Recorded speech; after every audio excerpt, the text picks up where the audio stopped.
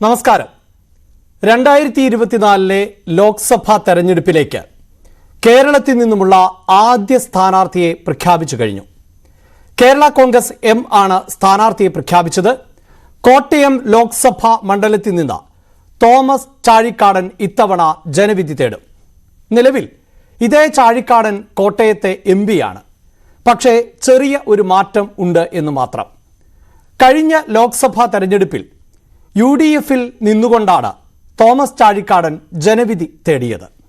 എന്നാൽ 5 വർഷം കഴിയുമ്പോൾ തോമസ് ചാഴിക്കാടൻ ഇപ്പോൾ LDFന്റെ സ്ഥാനാർത്ഥി ആണ്.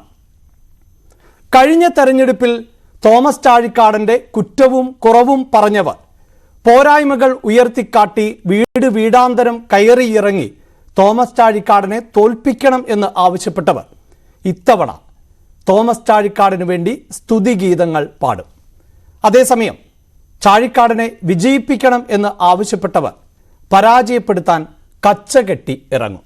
എന്തായാലും കോട്ടയത്തെ വോട്ടർമാർ ആകെ കൺഫ്യൂഷനിൽ ആകും. രാഷ്ട്രീയത്തിൽ ഇതൊന്നും പതിവില്ലാത്തതല്ല. എങ്കിലും പറഞ്ഞത് മറ്റൊന്നിനും വേണ്ടിയല്ല.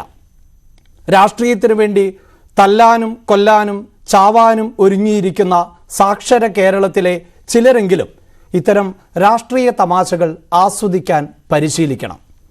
മാത്രവുമല്ല, ഇങ്ങനെയൊക്കെ വിമർശനങ്ങൾ ഉന്നയിക്കുന്നവരെ അരാഷ്ട്രീയവാദികൾ എന്ന് നേതാക്കൾ മുദ്രകുത്തിയേക്കാം.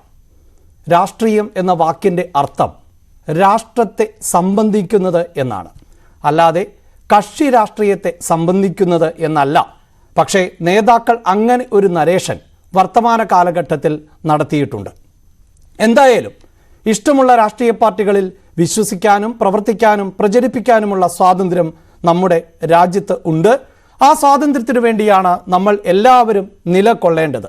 അപ്പോഴും ഒരു കാര്യം മറന്നു പോകരുത്. ഈ രാഷ്ട്രീയ പാർട്ടികളോട് വിയോജിപ്പുണ്ടെങ്കിൽ, ഈ രാഷ്ട്രീയ പാർട്ടികളുടെ സ്ഥാനാർത്ഥികളോട് എതിർപ്പുണ്ടെങ്കിൽ അത് രേഖപ്പെടുത്താനും നമ്മുടെ ജനാധിപത്യ സംവിധാനത്തിൽ മാർഗമുണ്ട്. അതിനുവേണ്ടിയാണ് വോട്ടിംഗ് മെഷീനിൽ നോട്ട എന്ന ഒരു ബട്ടൺ കൂടി കൂട്ടിച്ചേർത്തിട്ടുള്ളത്.